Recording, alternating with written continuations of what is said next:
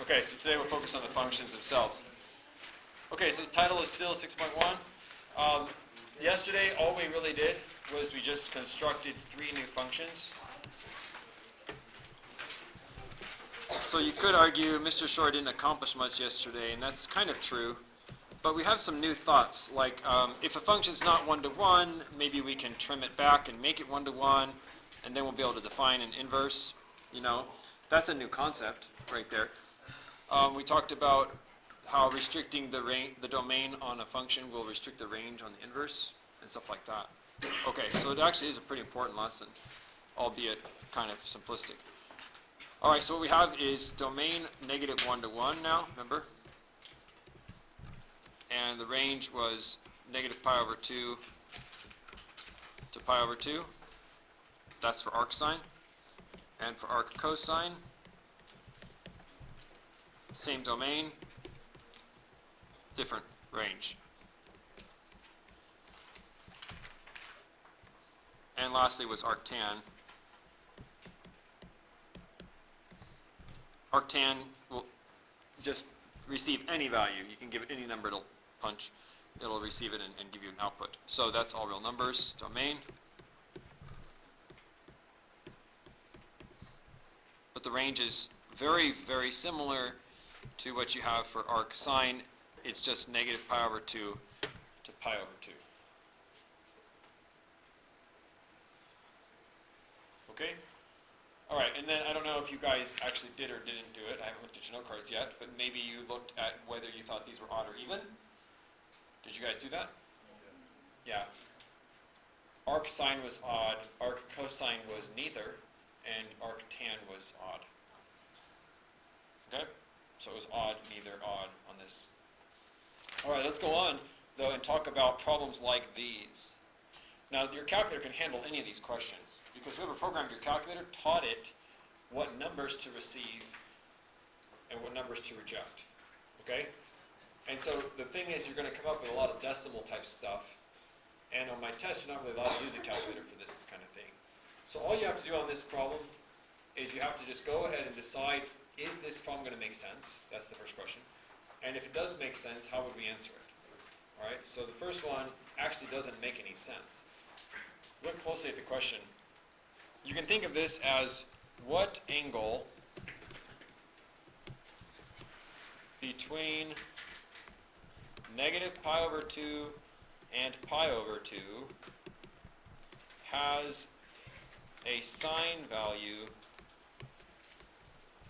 of negative root 2. That's what it means. But the problem with this is that root 2 is approximately what? Root 2 numerically is what number? 1.4. Right. So negative root 2 is negative 1.4. I don't think that inverse sine even wants this number. Right? Look back at inverse sine. Doesn't arc sine require us to give it a number between negative 1 and 1? So arc sine isn't even happy with this number. It says, no thanks, I'm not taking it. And it doesn't know what to do with it. Okay? So that's the end of the problem. It's undefined. Undefined. The question makes no sense. The next question makes perfect sense. Because what is the square root of 3, roughly? 1.7. It's actually 1.732. Okay? So negative root 3 over 2 is around negative 0.866 is what it is. Okay? It's like negative 0.866. You're not allowed to use a calculator on these. So how would you know that? You memorize it. You memorize that root 2 is approximately 1.4. You memorize that negative root 3 is 1.7. I'm sorry, root 3 is 1.7. From there, you can just figure out, oh yeah, that's between negative 1 and 1. So this second problem does make sense, doesn't it? Negative 0.9, you know, that's between negative 1 and 1. Okay, so this then becomes a unit circle question. What angle have I dealt with in the past that has, you know, this sine value? Okay, so we have to be really careful with this Because what is the range of possible answers from an arc sine? You may only give an answer that is between negative pi over 2 and positive pi over 2. So when you look at your unit circle, you are looking for an angle whose sine is negative root 3 over 2. There are actually two of them. There's one here and there's one here. See these guys down here? You could say 300 and 240, or 5 pi over 3 and 4 pi over 3. The problem is you cannot answer either of those because the instructions are that you have to keep your answer between negative pi over 2 and pi over 2. Not only do you have to look in this realm, but you have to answer within this realm, and you have to answer negative pi over 3. Negative pi over 3 is another name for 300, and it is the only name that we can give it when we answer the question. So we have to search in this blue only, forget that quadrant. We have to search over here, and when we find the angle, we have to give it the right name. We have to give it this name, not that name. The answer has to be within range. Negative pi over 3 is about negative 1.047, which is perfect. It needs to fall between negative 1.7-ish, or 1.57 and positive 1.57. Okay, so let's go back and answer the question. There were a couple places in the unit circle, but we weeded out quadrant 3, can't be there. It has to be this negative pi over 3 angle. It's the only one that makes sense. So I'm just going to go over that one again real quick. I'm just looking for an angle that has this y coordinate. The question's simple. I found two of them, but know this, quadrant 3 is always off limits for all arc trig questions. You're never even allowed to look there in the first place. You should be searching between quadrants 1 and 4, and you should, once you find your angle, give it the right name. Don't call it 300, don't call it 5 pi over 3, call it negative pi over 3. All right. Let's go and look at the next one. Cos inverse of negative half. What does it mean? Find an angle whose cosine is negative half. That's not going to be hard to find. There's two of them on the circle. Let me clear the ink real quick. Negative half would be the x coordinate. The question said, what angle has cosine of negative half? I see two of them. There's that one and this one. But with a cos inverse, you must look between 0 and pi. We said yesterday that is the correct range. All right, so you cannot even look down here at all, or here really. For cosines, you should be searching right here. Looking in this blue, and also once you find it, answering within the blue. So the correct answer is 2/3 pi. 2/3 pi.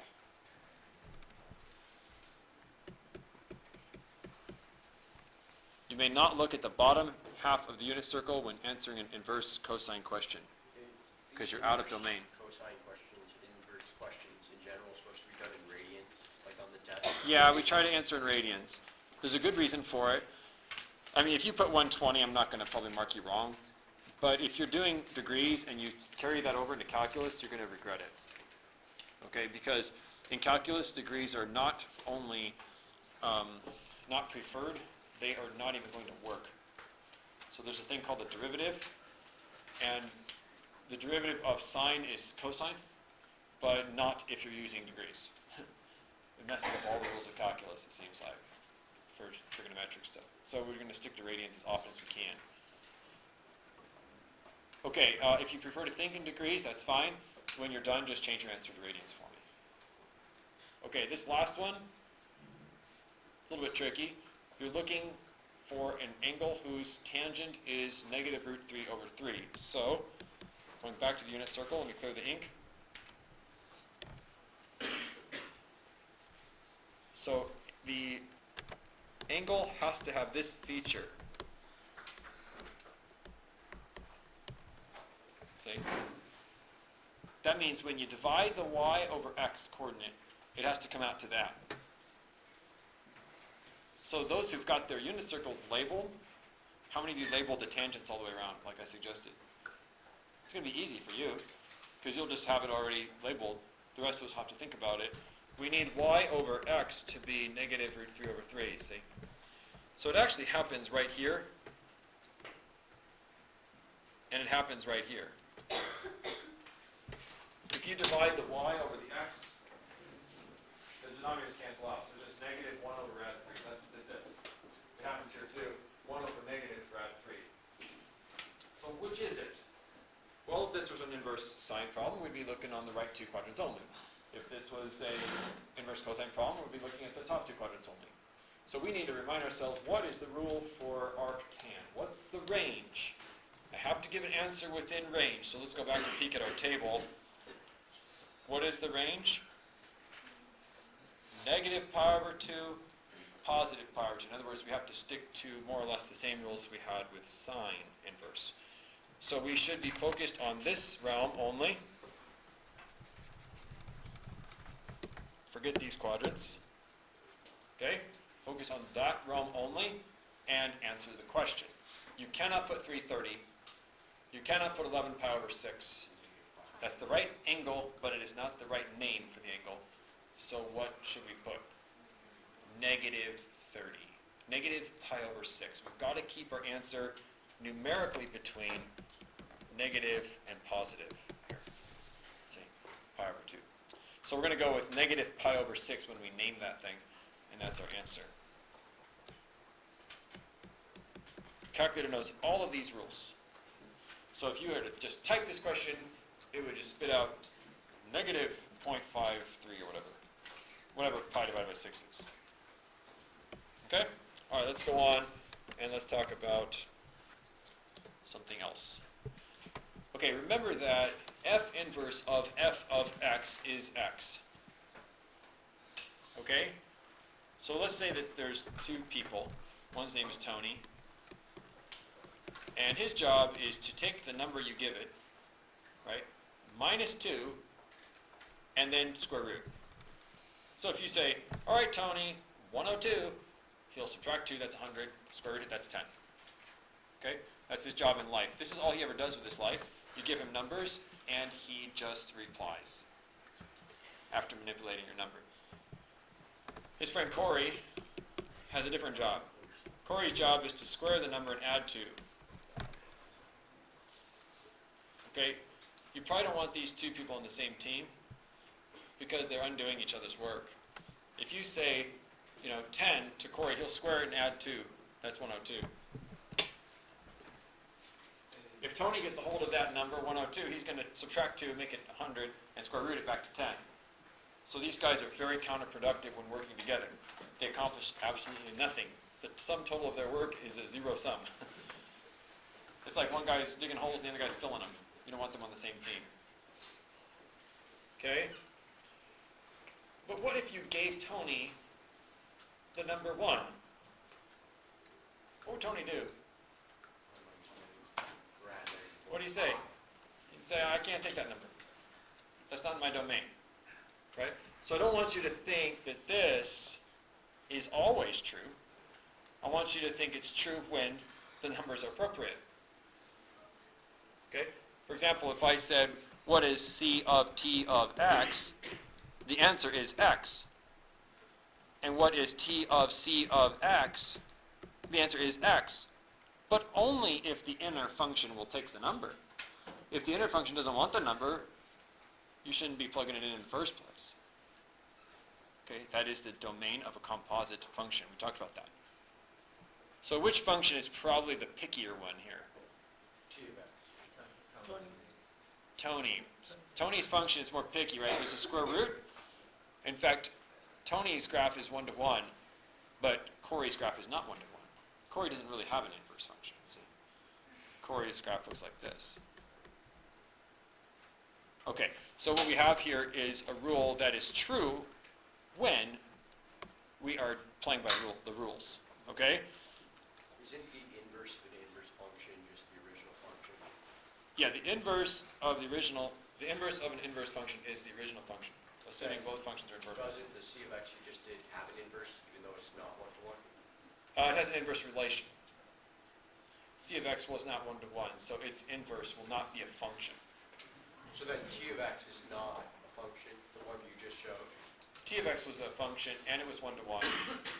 C of x that I just wrote was a function, but it is not 1-to-1. It doesn't actually truly have an inverse. Okay, so what I was saying is C of T of x is always x. Okay, but T of C of x is only x if T of x is satisfied. You give it an input it can take. Okay, and actually there's two answers for T of C of x. Technically, T of x should be plus or minus. So we're not trying to talk about inverse functions right now. We're trying to talk about inputs that are acceptable and inputs that are not acceptable. Okay? So let's take a look at this problem. Maybe the answer to this problem is simply this. Pi over 4. Maybe. Maybe not. Maybe this question makes no sense. Okay, so the safest thing to do with a problem like this is not to just cross these out, but instead to do it in stages. Okay? So what I'm going to do is I'm just going to answer this question first in green, and then I'll answer this question in red. Okay? The first question in green is just asking us to find sine of pi over 4. That's a simple matter of looking at pi over 4 on the unit circle. The coordinates are rad 2 over 2, rad 2 over 2, so the sine value is that, root 2 over 2. This question now looks like this. This is a different question. This is now asking me to go ahead and look at my unit circle and try to find an angle in either quadrant 1 or 4 that the sine value is rad 2 over 2. So now in red, this is what you're thinking and doing. You're looking in this realm only for an angle where the y-coordinate is that, rad 2 over 2. Well, it happens to be at pi over 4. It's this point again. So the answer is pi over 4. So couldn't we have just canceled out the inverse sine and the sine? On this one, yes. Let's go to another problem.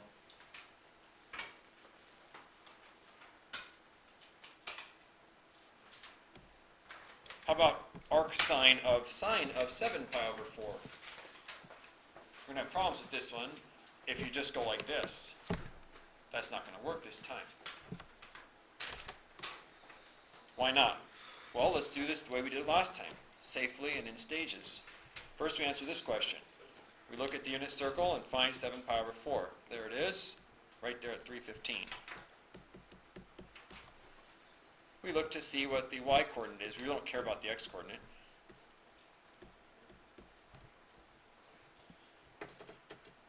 So we determined that the sine of 7 pi over 4 is negative rad 2 over 2.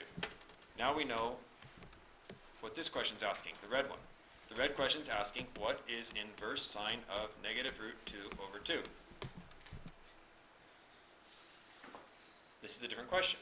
This is asking us to look at the unit circle between here and here only.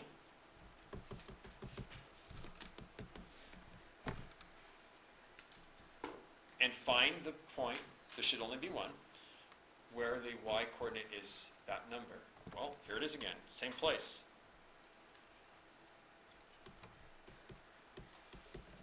But we can't call it 7 pi over 4.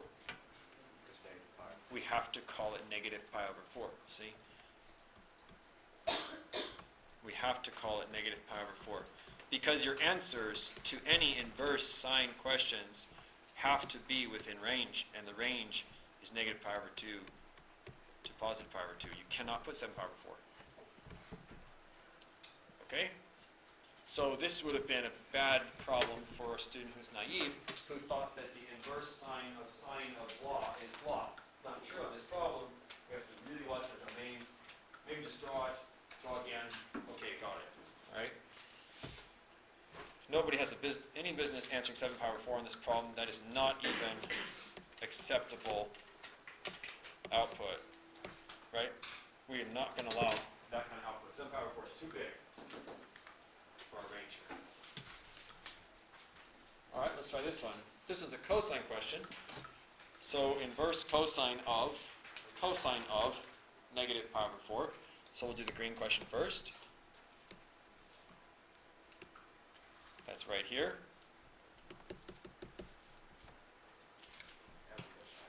And we're doing cosine this time, so we really don't care about the y-coordinate. Just look at your x-coordinate. So this just turns out to be the question, what is inverse cosine of root 2 over 2? That's what it means. And the answer to that is pi over 4. Because you have to look between here and here when you're doing an arc cosine question, between 0 and pi, and the only point on here that has this x-coordinate is pi over 4.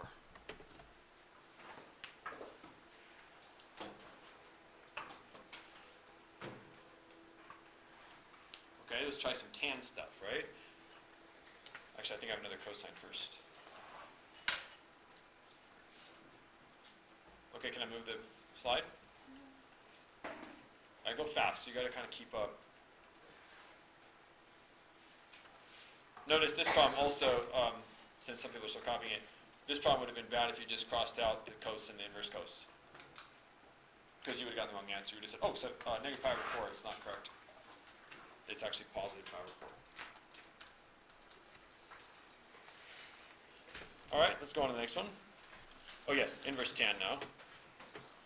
So safest thing to do is to do it in stages. Where's negative pi over 3? That just means negative 60 is all it means. So if you look at your coordinates down here,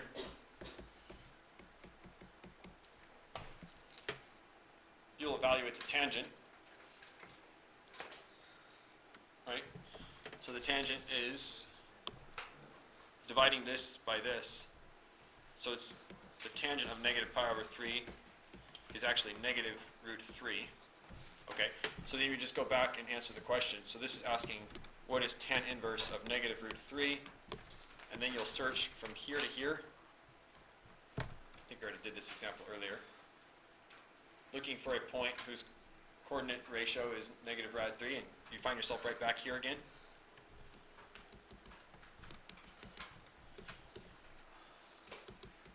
And the appropriate name for this point is negative pi over 3,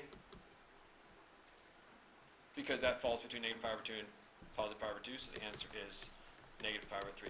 This one we could have done just by going like that.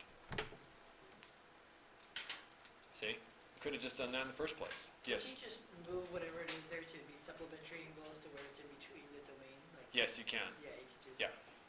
Okay. Yes, you can.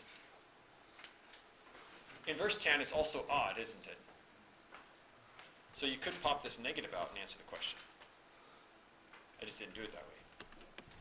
You can take that negative out if you want to, now that you've already discovered the symmetry of the tan inverse function. And that puts us back in quadrant 1. That's what it does. Okay, and the negative comes as an afterthought. All right, let's go to here now.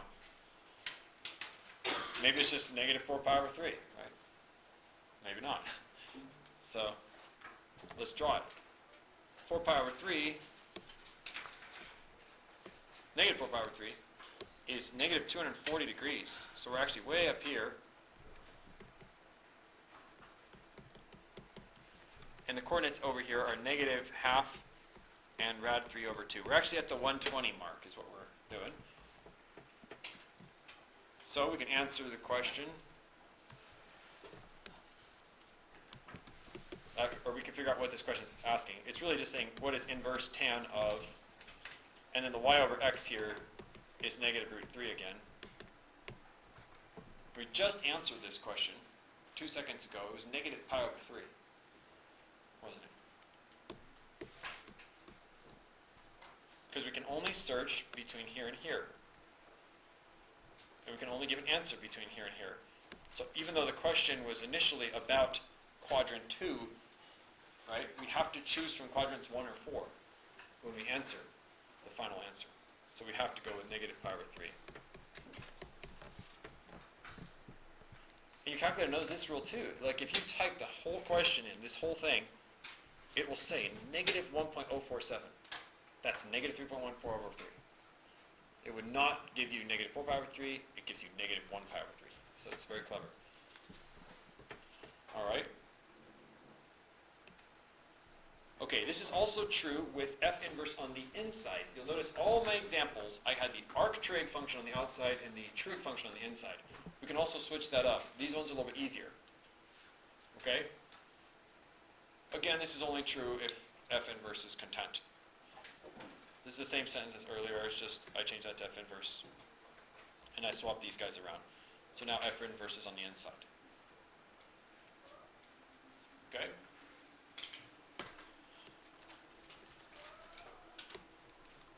All right, so let's take a look at some examples of this, and then we'll be done. What if you have something like, what is the sine of the arc sine of root 2 over 2? Remember, you're not going to be using your calculators, so you're going to have to know your unit circle pretty well.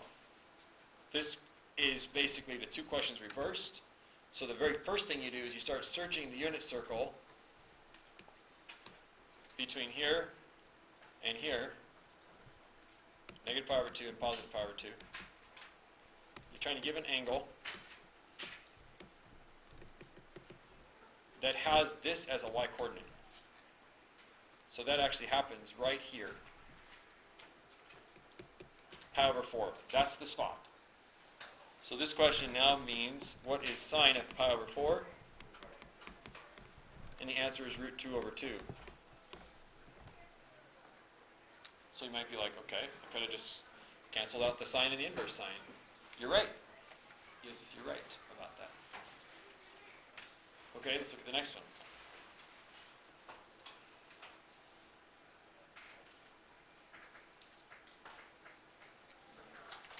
What's wrong with this picture?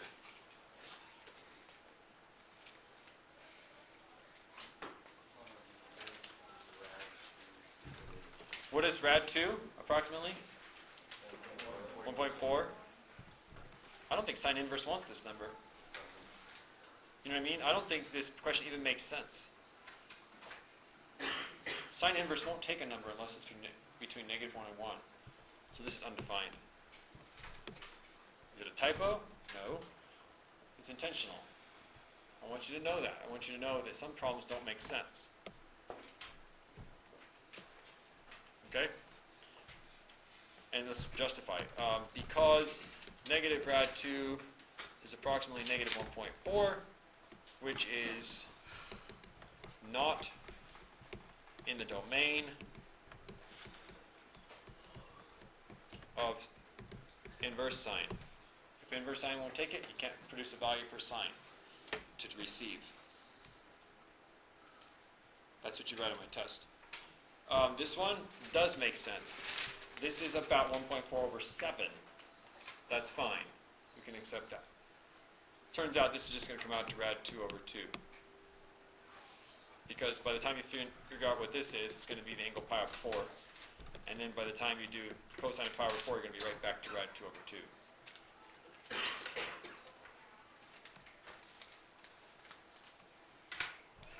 What about this one? Cosine of cosine inverse of negative root 3 over 2. You're going to be searching the top half of the circle for an angle that has this x-coordinate. You'll find that at 5 pi over 6. And then you will go on and answer the question, what is cosine of 5 pi over 6? Which makes you write down the x-coordinate of that angle. Right back to square 1. So oftentimes they do cancel out.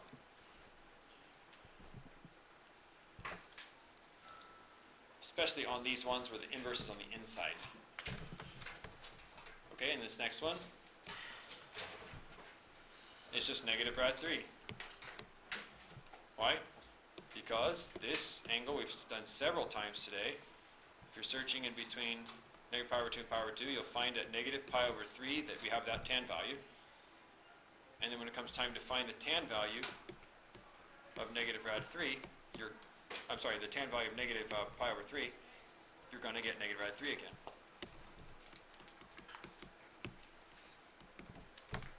So these are a little more forgiving, a little bit easier when the tan inverse is on the inside.